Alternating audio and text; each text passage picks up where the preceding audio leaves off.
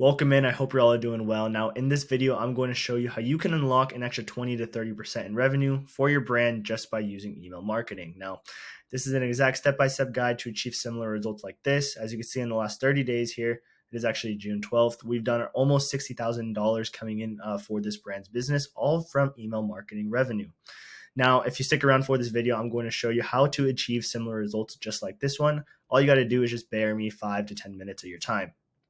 Now, who would benefit the most out of this training? Well, if you're a D2C e-commerce brand doing over 50K a month, if you're tired of losing your margins due to high cost per acquisition, if your list size is over 15,000 and you're just not using that list, if you're not generating at least 25% of your revenue coming from email marketing, and if you just want to spend some more time in other areas of your business other than the marketing. Now, we've actually done this for multiple brands. As you can see, in March of this year, this brand was only doing around 22% coming from email. After we took over, we were doing around 39% consistently. Here's another brand that from May 4th to October 31st, they only did around 6% coming from email. Now, since taking over in November, we did around 34% or $341,000 for this business. Now, I think you get the picture here, but for Brutus and Barnaby earlier this year, they're only doing around 35% coming from email. And then after we took over in March, we added an extra 14% or an extra $9,000 to their brand's revenue. Now, we are currently working with over 20 different e-commerce brands like Shop Catalog, Work So Well, Nutri-Canine, Shields of Strength, New Best, and so many more. Now, the reason why I'm sharing these brands specifically is because they all face the same three common problems that I see between 90% of e-commerce brands that I'm also going to be sharing with you in this video. Now, before we get into the actual training of this video, I wanted to show you this brand that was really struggling with their email marketing. And the reason for this was because their deliverability was in the hole, which really means that no one was receiving their emails. Their designs weren't optimized. And what I mean by this is that they had small buttons, they had small fonts, and they had confusing CTAs. So no one really knew what to do when they were receiving their emails. And the campaign messaging that they were sending out to their audience just wasn't resonating with them. So as you can see, all the way from November to April 30th here, they're only doing around 4% coming from email. And then after working with us, we fixed up their deliverability by segmenting out their list. We set up some proper sending domains and cleaning their list as well. We optimized their designs with buttons above the fold, bigger font sizes, and clear call to actions, and the campaign messaging that we had strategized for them, which is a lot more clear to their recipients. So as you can see, from May 8th to June 12th, we've done almost around $100,000 coming from email alone. And that is a 10x increase in just a month. As you can see, from November 2nd to April 30th, they only did 4%. And total, they did only $60,000 in the course of, what is it, like 6 months here. And then in just 1 month alone, we were able to add an extra $100,000 to their brand's revenue. Now, I know all of this stuff might sound a bit confusing, but don't worry, I'm going to go in depth into each one of these things and teach you how you could do this for your brand. So after talking to over 100 different e-com brand owners and auditing over 200 email marketing accounts, I've noticed 3 different brand killers that most e-com brands face, and that's higher CPA, so advertising costs are at an all-time high. There's market saturation because of all the different ways to shop online and all those random dropshipping companies coming in and eating up your margins. It's hard to stand out in your customer's feed. And with both of these combined, you're just going to be left with lower profit margins because of higher cost per acquisitions and some competitive pricing. Your profit margins are just going to be slimming quarter after quarter. And after talking to these founders, what I've noticed is that when their revenue gets stuck and they're facing one of those problems, they typically try to ramp up ad spend and run more sales to increase their revenue. But they always leave email marketing on the back burner here when they don't realize that sending up a few email flows and sending a few email campaigns a week is going to drastically boost their revenue. So how does email marketing actually solve these brand killers? Well, we like to treat our email marketing strategy like it's an F1 race. So your car is going to be the product here.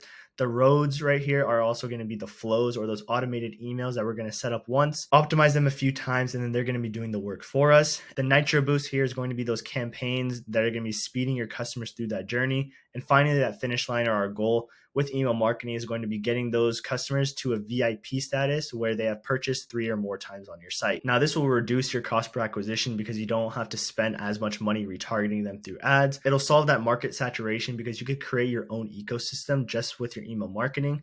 And overall, you're just going to be increasing your profit margins overall. So now diving into the actual training here, here's how we operate. So we first start focusing on deliverability, then your flows, then your campaigns, your pop-ups, and then we always do a monthly audit, and I'm going to show you how we do each one of these specifically. So first off, we're going to be diving into deliverability. Now, why is this actually important? So to put simply, with poor deliverability, you're just not going to be making any money with your email marketing. If you think about it, if you have low open rates, low click rates, high spam and unsubscribe rates, then no one is going to be reading your emails or clicking on your emails or going to your site and making a purchase off of your emails. Now, with every brand that we work with, we want to ensure that we have a minimum of an 80 deliverability score, and I'll show you how we can actually achieve this. So once again, deliverability is the most important area in email marketing that actually gets the most overlooked by e-com brand owners. If your emails have low open rates, click rates, potentially high bounce, unsubscribe, spam complaint rates, then 90% of the time you're just going to be landing in that spam folder. Once you start combining all of these metrics and all of these problems, that your deliverability is just going to be shot in the hole. And in the eyes of Google and Yahoo, they're just not going to want to send out your emails to anybody. Then if nobody's reading your emails, then there's going to be no revenue generated.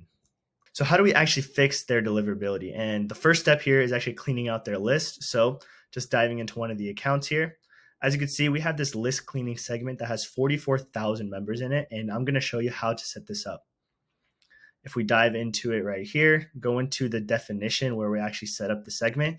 This is basically a pocket of people inside of your list that aren't engaging with your emails at all. And this is how you set it up. So we're saying here that this person has received emails at least 10 times over all time, and they haven't opened or clicked on your emails 0 times over all time. So these are just people that are inside of your list that are basically taking up space and costing you a lot more money, because Klaviyo and other email marketing softwares actually charge you per active profile. So if you have these unengaged people in your list, we want to kick them out as soon as possible so you can start saving more money on that monthly Klaviyo plan. So what we actually did here is we just go back to listen segments. We would just click on the 3 dots, and then we would click on suppress current members. But as you can see, it says unsuppressed right here because we already did this for this brand. Now, the second part to this is actually setting up a dedicated sending domain. And what actually is a dedicated sending domain? So basically, Google and Yahoo made this a requirement for all brands. And basically what this is saying is that you want to start sending emails directly from your root domain and not from the softwares like MailChimp and Klaviyo. So how do we actually set this up? Well,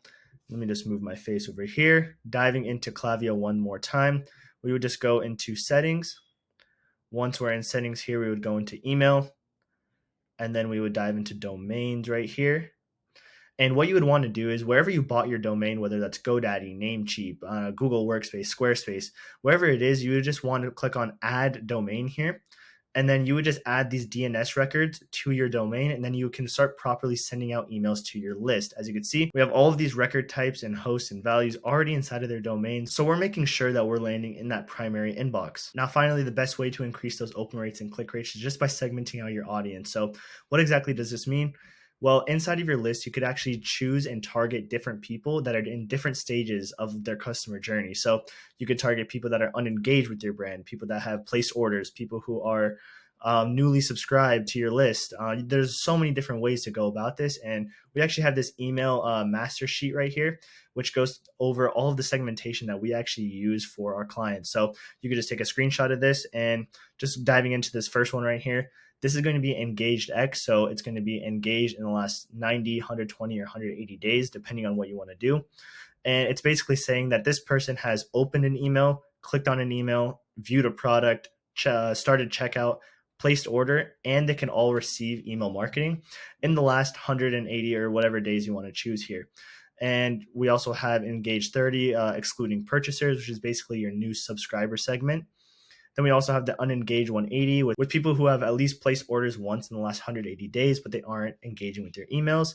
Then we also have those lapsed customers as well who place order at least once over all time, but they haven't placed an order in the last 180 days. So these are the 4 segments that we really focus on for all of our accounts. And you can just take a screenshot right here and also right here. So these are the exact steps that we took to fix deliverability for all of our clients. Now, the second part to this is actually the flows, or those automated emails that we set up once we start optimizing and testing a few things, and they're just automatically sent out to different people in your customer journey. Now, the second part to this is actually the flow setup. So what exactly are flows? Well, these are automated emails that allow us to target different people that are in different stages of your customer journey. So going back to that track, like I said earlier, we have the awareness stage, which is this first 2 emails right here, the interest stage, which is the part in the middle, and that post-purchase stage, which is at the very end. So the awareness stage is basically where you're just building awareness, trust, and laying out that foundation to your brand to convert those visitors that are coming to your site. The second stage here is the interest stage, where recipients are interested in your products, but they need that little push to complete their purchase. And then finally, we had that post-purchase stage, which is converting those one-time purchasers into repeat purchases to your site. And this is where we really get the most bang out of our buck, because we could really increase our customer lifetime value here.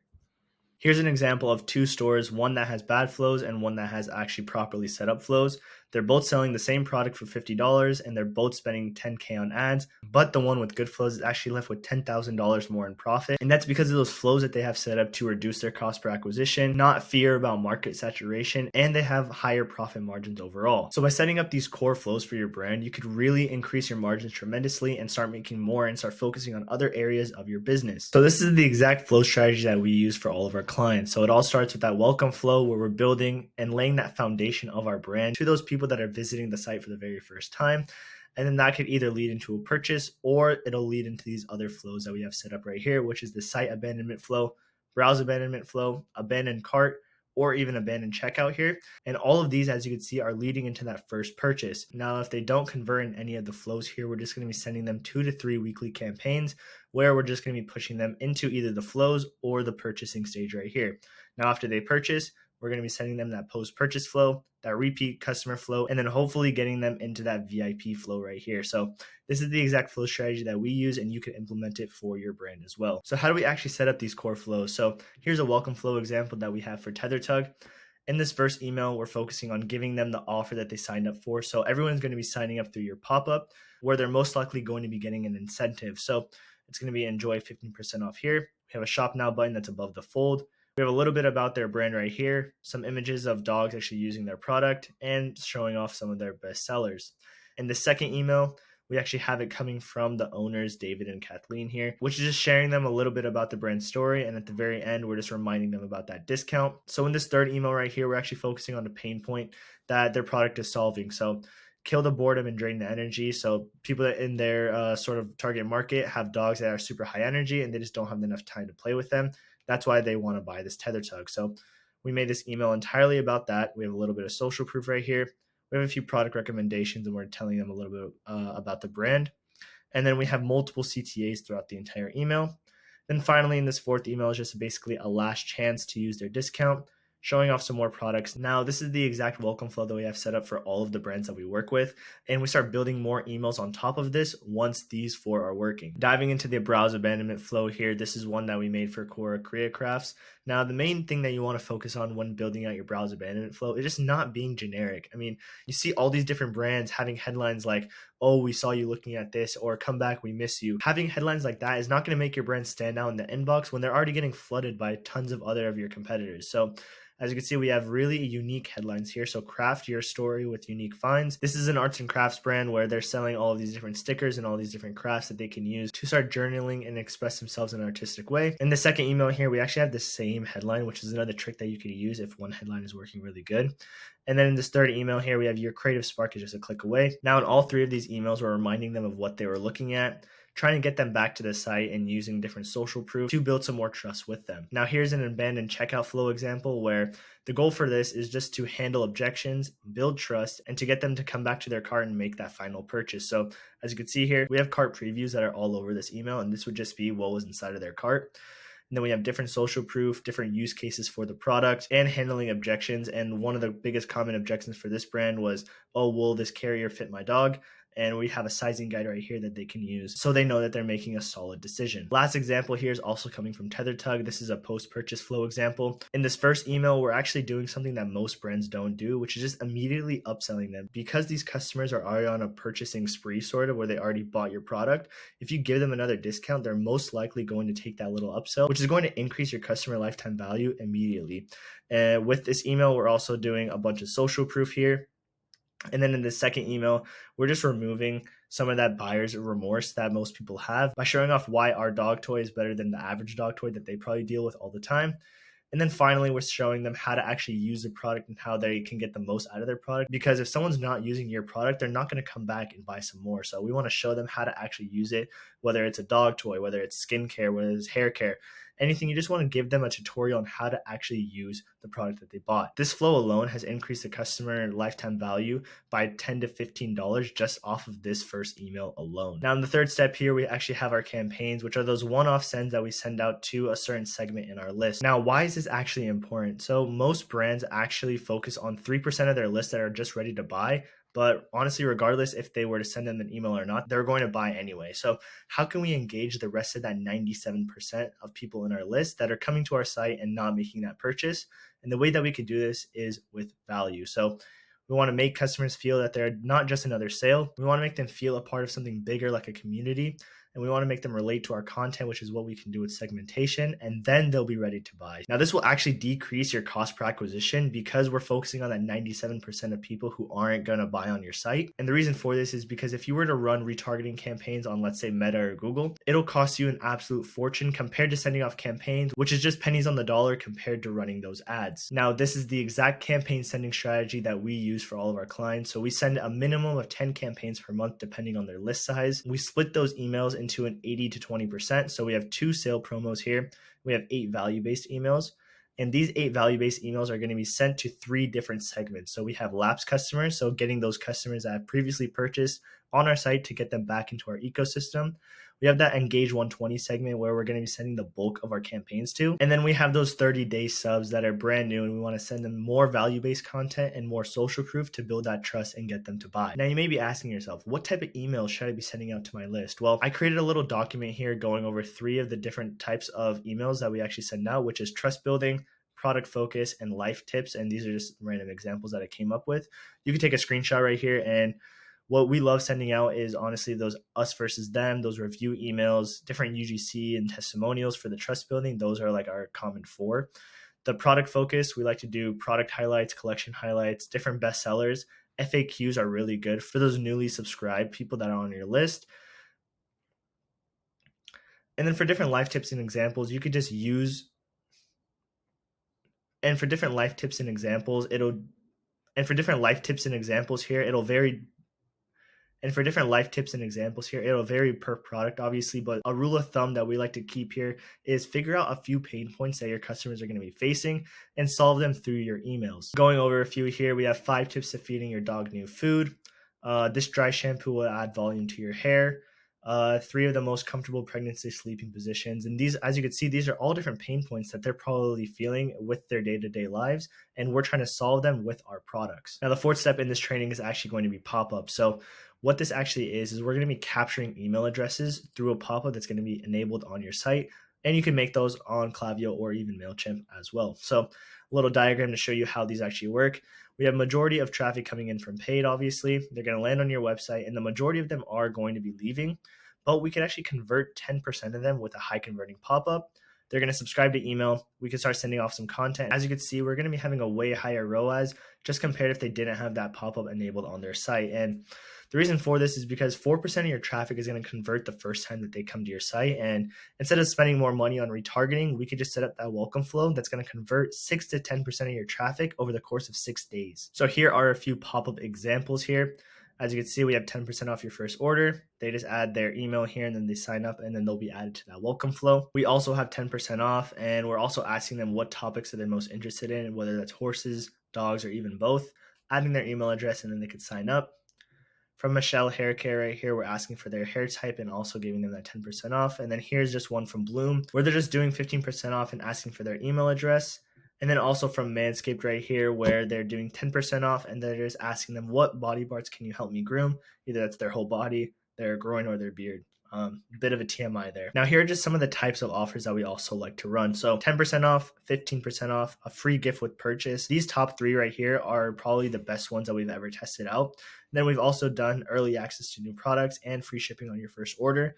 But we've also just seen a higher submit rate just on these top 3 alone because they get the most value out of just giving away their email address. So that is some things that you also want to consider when you're creating your pop-up. Now, finally, we're going to be talking about the monthly audits that we do to all of our clients' accounts every single month. And basically what we're doing here is just testing and optimizing, because in any form of marketing, you always just want to be doing that and you always want to see how you can improve. And these are just a few questions that you could ask yourself on how your email marketing is actually going. So what was the overall attributed revenue for email marketing this month? Which campaigns had the highest conversion rates? what were the most effective subject lines in email content that is driving opens and conversions. And the second right here is content strategy and list growth. So what content or email angles received the best engagement? Which flows are underperforming? What is the growth? And finally, what is the growth rate of our email list and where are new subscribers actually coming from? And based off of these two sections right here, we like to build a strategy off of this. So based on this month's data, what are the key opportunities for growth in the next month?